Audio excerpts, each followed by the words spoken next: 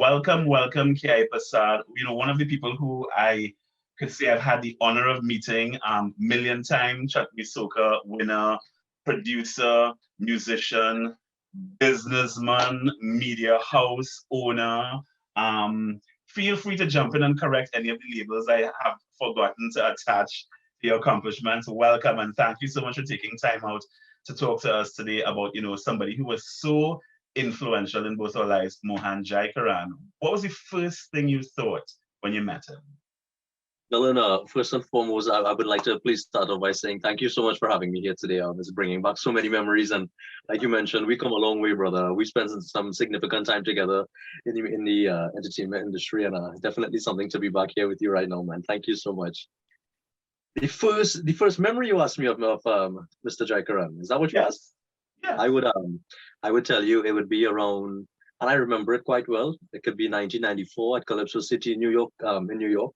And he had one of his many annual shows over there with the band Triveni, and of course led by my father Virendra Prasad and everybody. We had now migrated to Toronto in 1995, and the band had shows over there all the time. And I remember the first time I went over with my father, and it was around the time where Terry Gadrach had Guyana Babu and Lotila and Chucky Bacchanal, and these things were pumping 95, 96, and right around that time. So I was 9 years old, yeah, 9, and we get over there, and I meet Uncle Mohan, and I'm a kid, and I don't know, to me it was a bit intimidating because I was 8 years old, and my dad is telling me, this is the boss man, this is the man in charge here and everything, and I remember meeting, but nonetheless he was very jolly, and he has ever since that first perception or that first interaction, he's always been a father figure.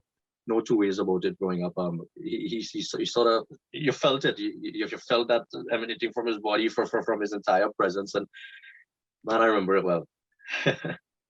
What's something that you remembered learning from him that you take to this day with you? Mr. Jaikaran, now this is a question that we could talk about for days and days and days. I've spent so much. We've spent so much time together in different capacities. We've taken flights together. We've done shows together. We've driven together. We've done media together. I learned a lot, of course, with him being the captain of the ship, the pilot of the aircraft. When it comes to those shows, when it comes to his TV station, when it comes to his radio station, and there would have been countless things that I've learned. Now that I'm thinking about this, one thing that umbrellas all that I've definitely learned was persistence. I mean, Mr. Jaikaran, he was a very persistent individual, and no wasn't an answer. And I know that's a common thing or a common go-to answer for people, but I don't just mean it as a go-to answer. I mean, I could tell you about this guy. He was out there, and if it wasn't yes, it was a how do we get to yes. It was always like, if it wasn't yes, it was how do we get to yes, and we always ended up getting to yes. And I was there since the prior to putting up the building for Win TV or Win Radio, when they were building it up. He used to call us in. I would see the furniture he was putting up to the carpet, to putting out the paint in the walls, and his persistence and his drive is definitely something I admired. And I've learned a lot when it comes to being persistent and trying my best to apply to my career and my personal life as well. No two ways about that. Yeah. You are now a young businessman on your way to becoming possibly an entertainment mogul. How do you think you are mirroring some of his endeavors? Because you've chosen the path of going into radio and being involved in radio, and you are now learning, as he did, that it's not easy. Easy is a word that doesn't exist when it comes to with those things at all. All right. How would I say I mirrored Mr. Jaikaran when it comes to me getting into radio, and I'm learning a lot from that industry from him as well. This is a tough one, boy, Alan. When you think about it, I mean, it really it comes down to uniform. It comes down to format, and it comes down to knowing what it is you're trying to get out of it prior to jumping into it. And I've seen a lot of people do that. In different fields, different jobs, different career paths. And if there's one thing Mr. Jaikaran always knew is he envisioned and he mapped out exactly what it was supposed to look like at the end. So I wouldn't call it mirroring, but more so variables in his equation that I could use and apply to my equation at this point in time. And those are some of the things that I took. I tried to make sure that I even understand myself exactly what the end product is. And for example, just to elaborate on what I'm saying a bit, Some people might say, hey, we want a radio station, or hey, we want to do a show, and then that's enough, and then your partner's born, and we could have this one, and we could have this one, and we could have this one, and we're good to go, and that's the end. And then you call up some other investors, and then all of a sudden you have a product. But all in all, you don't know, or you didn't take the time to sort of envision what this would look like when you look over your videographer's footage following the event and things like that. And Mr. Jaikaran was always a person who made sure that he understood his vision before we attacked it, and that's something I definitely like to practice myself and make sure to apply it to anything I'm doing. So just to make sure you're not fishing, you're not jumping into anything without knowing exactly what it is you're going for, because then you won't know where to maneuver and how to maneuver when you bounce up hurdles and when it is you have to cross hurdles. You know what I didn't know he did initially, and then we had a conversation, is on evenings when we are getting ready to start the news per se, and he would say, okay, everyone, good evening, good show, I'll see you tomorrow. He would go home and he would watch every local TV station's news and their programming, and he would come back the next day and he would say, you know, we did this good, we could do this better. He never said this was bad. I never heard him say, well, you know, that was just bad. When it comes to the music as well, and when it comes to the actual sound of the industry, Mr. Jaikaran has always been very aware, and he found time to make sure that he was aware of everything that's happening around him. Now, mind you, he didn't dabble in one thing. He didn't want to just be in one thing. He was a, you call it a mogul, I call him a boss. He's a boss. That's a generational thing, though. It's like fumbling here. You know, young people like you would say boss, people like me would say mogul.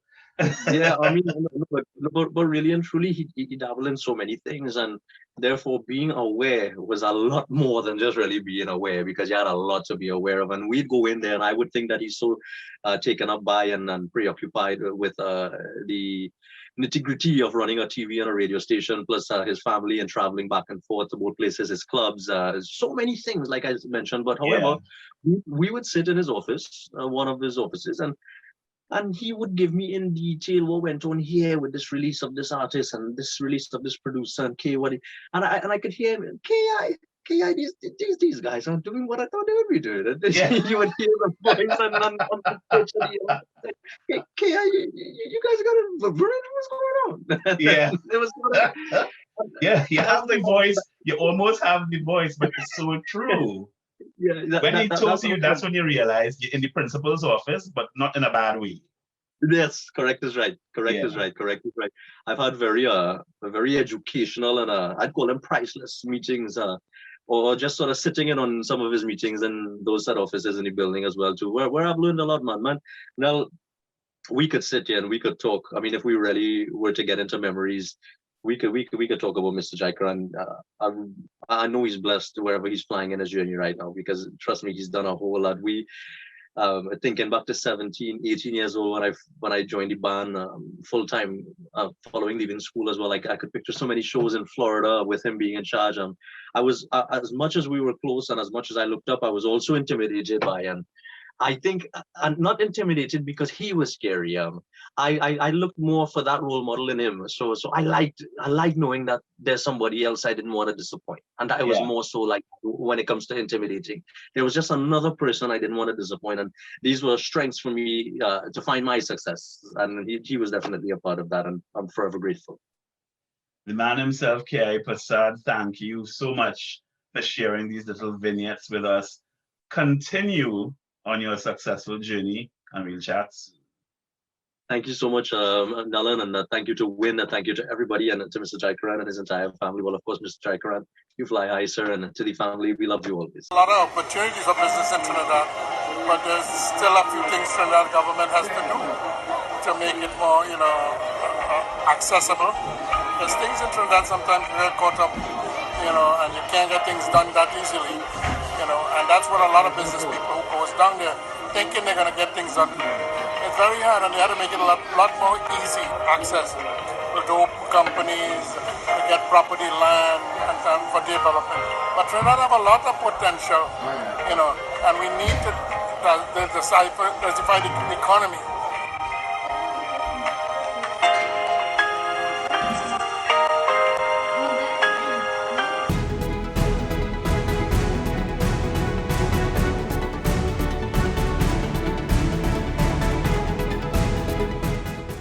himself, Big Rich, the Punkalong Factory, producer, director, entertainer extraordinaire. What have I left out? Don't tell me because I know you would. Keep going, keep going. You forget chef. You forgot chef too, okay? Well, you see, that's an opinion. That is not a fact. That is an opinion. We have discussed this before. Coming from somebody who can't fry an egg, okay? So, go ahead. No. I can microwave an egg and it will look fried. Right, as I said, can't fry egg. How you doing today? How you doing? I am good. Happy COVID to you.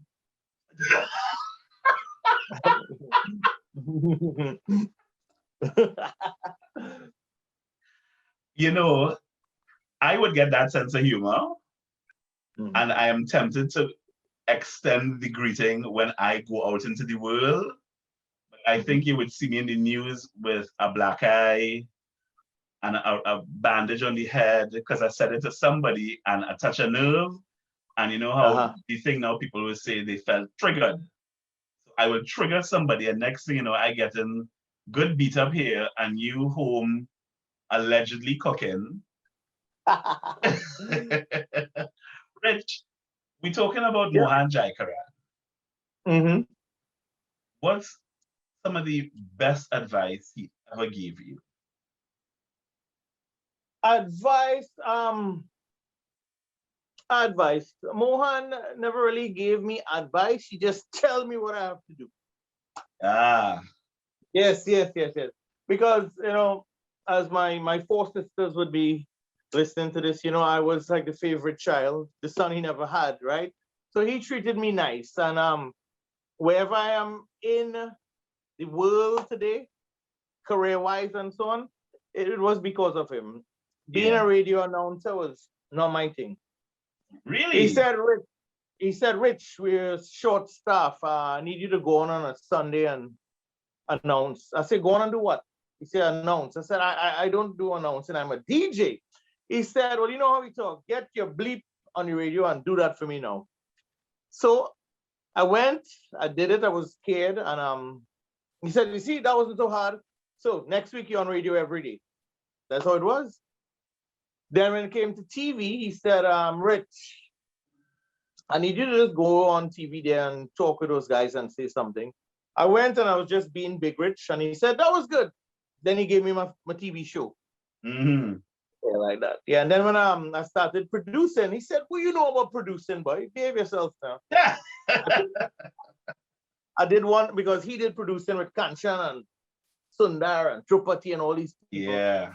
When you heard this stuff, I played something I did with Indar Kanhai and Hitman and Hunter and Raymond and Beam and thing. He said, whoa, this sound good. He said, okay, what do you need? So he was a person like that. He always had faith in me, and he knew what I could do.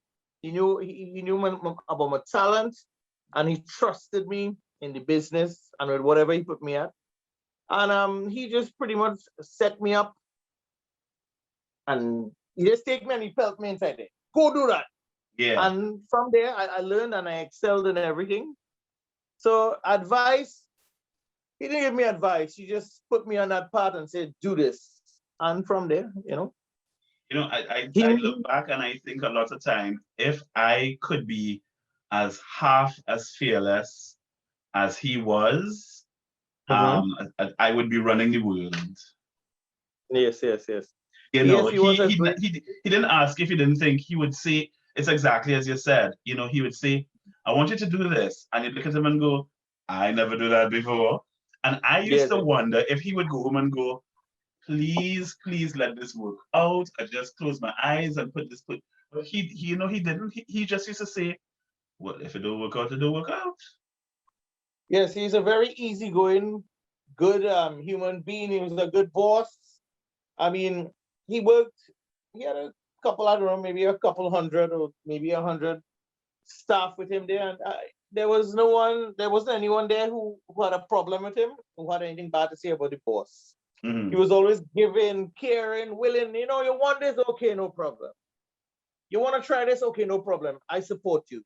No problem. It didn't work out. That's okay. try something else or try again. So he was like that. I worked for him under his under the umbrella for about 20 something years. And we never once had a fallout or a disagreement. It's like that. And anything that I wanted to venture in, he said, okay, Rich, no problem, I will support you. We never had we never crossed. And that's not me trying to be nice with the interview, that's just a fact. Yeah. Even when my sisters didn't agree with it, he said, don't worry. Rich knows what he's doing. Leave him. Yeah. Yeah. It's true. I think his vision was bigger than any other shortcoming that he could have as a person, be it fear, be it being unsure, being insecure. Fair is one thing that he always was fair and giving, open-minded, open for anything, Yeah. I used to worry for him because I used to worry and go, oh my gosh, is this going to work out? And he would say, if it work out, it work out. If it don't work out, we do something else. Pretty much anything that he touched turned into gold. And whatever he ventured out on, it was successful. Yeah. And as to answer your question about the advice and so on, he gave me his story, how he started in life, where he started from, what he did, what he had to do, and everything like that. And that I was inspired by that, yes, and how he pulled it off, and how he became a successful businessman, and like that. I was amazed by that, what he did, where he started. A lot of his life was full of, I wasn't supposed to do that because ... But so what? And it's really a testament to the human spirit and to people's long-term ability to see beyond a year or two and to really think, I am not supposed to be here operating in this space. However, I am here, so I'm going to operate in this space. Yeah. That was basically him. There are people who will say, I'm not supposed to. He would say, that's okay, that's on them. That's not on you. You do what you have to do. You do what you're supposed to do. And ever so often when I would be, I get horrible stage fright before every single interview I do to this day. And he said it's a good thing because it keeps you. I told a lot of people that too. I mean, if you look, when I do stuff, interviews or hosting, I'm a total clown. And people feel that they feel that it comes naturally. It's an art to being a clown, okay? And I am, and as you said, I am always afraid to hit a stage. Every time I host, I'm not a script person. Yeah. If you give me a script, I will lose it, throw it away, and I'll read it and I'll just, no. So I just wing it right through, and I've done that for the last 20 years. I'm always nervous. I host crowds of 10,000, 15, 20,000, you name it, in all genres of music. But and I'm always nervous. Yeah. Always nervous. But he said it's a good thing because it keeps you sharp, it keeps you present, and it keeps you aware of the fact that you can always do better. To say that, where I am, who I am today, it's because of him. Because he's been dealing with me since I was first Priority Music, because he was one of my biggest fans, and he bought a lot of my old sellers.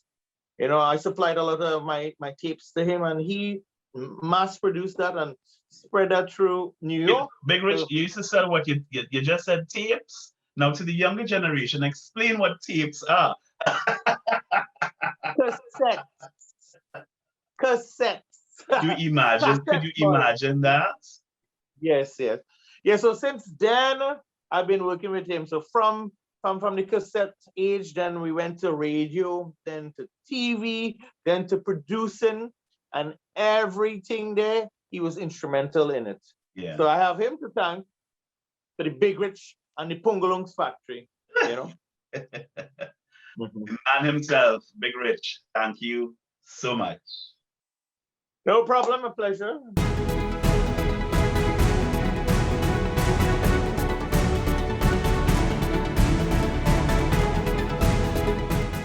Shivani Sukhai, a fellow alumni, co-worker, friend. If we started talking about our Win TV days, we could get sidetracked so badly for so long that we would have to be reined in. But Shivani, thank you so much for joining me and the rest of the Win family and all the people who are watching this to learn so much about the man that was our father, our boss, our mentor, our teacher. What do you have to say about Mohan Jaikaran? Well, firstly, thank you so much, Nalan, for having me, and to all of the daughters of Mr. Jaikaran, Mrs. Jaikaran. This is bringing back so many memories for me because as we were chatting a short while ago, Nalan, there are so many memories I have attached to when I literally grew from a young girl into a young woman, from a teenager into a young woman at Win Communications and Win TV and Win Radio. Mr. Jaikaran, there are no amount of adjectives, perhaps, that I can use to describe this man. Nalan, you would know that. He was a man of steel. I think his name, Mohan Jaikaran, once it's said, it's synonymous with greatness. Yeah. His life, his name was his story. And as you mentioned, he was a father, a friend. He was the best boss ever. And I really have to thank him for all that he's done for me personally, Nalan. I don't know if you remember, but I was actually the first female to be hired on Win Radio. Did you remember that? Wow. Yes, I was actually the first female. The others came after. And Mr. Jaikaran, he was a pillar of strength. And as Elton John put it in song, Nalan, the candle has burnt out long before the legend ever will. Wow. And his legacy will forever continue to live on. I think about him all the time. And of course, I certainly owe all that I am as it relates to media and communications to Mr. Jaikaran. What was something that he has told you that has stuck with you even to today? He has taught me many lessons along the way, Nalan. It's difficult to pinpoint one, but one thing that really stands out, though, is humility. He has, throughout his life, he's achieved so much. But one thing he would always say, always remain grounded. And it doesn't matter where you come from. That has no bearing on when you go, where you go in life and what you achieve. So that certainly for me stands out the most about Mr. Jaikaran. Yeah. A man of vision. There's so much I can say about Mr. Jaikaran. I know. But I know we're limited with time as well. But his humility, that really stood out the most. In fact, he achieved so much as a person. He was a successful businessman and successfully ran so many businesses and so many different ventures he would have been involved in. But you'd never know, he'd never puff out his chest with arrogance or ego or anything like that. He was always humble, always smiling, always kind, and always so benevolent as well. Do you remember your days when we would go on the road for the radio shows to different parts of Trinidad? One of the things you may not be aware of is, I don't know how he did it, but to me, he used to thrive on the schedule changing. Like, to me, that's when he was at his best. You throw something at him and he goes, okay. And many times when people were supposed to go on the radio shows, the road shows, and weren't able to go, he would say, I should have told you this before, but he'd go, send the little one. And I used to go, where's the little one? Shivani, just send the little one in. She know what to do. And when anything happened, many times he'd go, just send the little one in. I used to laugh. I go, does she know? He goes, well, I would figure she would know by now. But he said it so fondly. Interesting. That is so interesting. I'm hearing this for the first time, but quite interestingly, Mr. Jaikaran never called me by my name, Shirvani, because I'm not sure if you know or how many people know, but he was actually the one responsible for giving me the alias Sunshine Girl. Because after I visited for an interview and all, I remember so vividly that day for radio, because that's where I started on Win Radio first. And he checked through the credentials and the certificates and everything. So I asked him, well, what do you think? When will I get a response? He said, you're starting now. I said, what do you mean now? He said, no, you're going on radio now. And that was a really, really most memorable moment for me. He put me on air right away, immediately. And then afterwards, he decided that he'd have a morning program, a morning drive time program called Sunshine. And that's where it all came from. My little sunshine. That's what he used to say. That's what he Indeed. used to say. You know, it's amazing, and he brought so many of us together who, given our left our own devices and our own paths in life, we have never ever met, and everything just converged, and it didn't do this, it just did this. And one thing about Mr. Jaikaran is the fact that he loved seeing young people do well, and he pushed young people to excel. He pushed me as well into Diwali Nagar. I had no television experience, absolutely none. And you would remember we had those roadshows you spoke about. There was Diwali Nagar. There was the launch of Diwali at the Temple in the Sea, which we would do every single year. And still to date, I think Win TV would be the only television station that would bring all full night coverage of the Diwali Nagar for the 7 nights. And we would have been the first station to launch Diwali for a month of Diwali programming every year. And there are so many firsts that Win assumed, and Mr. Jaikaran, he was a man of vision. And now we see so many of the other stations and frequencies they are following in this stead, but he was certainly a leader. Yeah, he certainly was. Those nights where we would go home at 3 and 4 in the morning, but be so energized to come back and do it again and again and again, because his passion and his drive and his love for what he did just flickered down and filtered down and imbued all of us with the same emotions and considerations. So we really fed off of him and him off of us. It was always a mutual exchange of, he would say something and he'd go, well, I don't know if this will work, this might work, and he'd go, okay. And as you said, it's humility. He never knew too much. He never was the only one who knew best. He was always open. Shivani, thank you so very much for sharing these little stories, which I know, like we were talking before, and I said we could talk for hours and just go, you remember this, and you remember this, and you remember this. Some of it we might get into trouble for now. So many memories, Nellan, but just in closing, I would really cherish them forever. I really, honestly, from the bottom of my heart, I don't know if the emotions can show on my face, but I think my time at Win has really been some of the best days, the best years of my life. I spent 6 years there. And I just want to say I will continue to cherish the memories. And this program is in tribute to Mr. Jaikaran. So I continue to hope and pray that he's in a different realm now, so that he's always happy in the arms of Bhagwan Shri Krishna. And definitely, for sure, one day we will meet again. Thank you so much. Thank you, Nellan.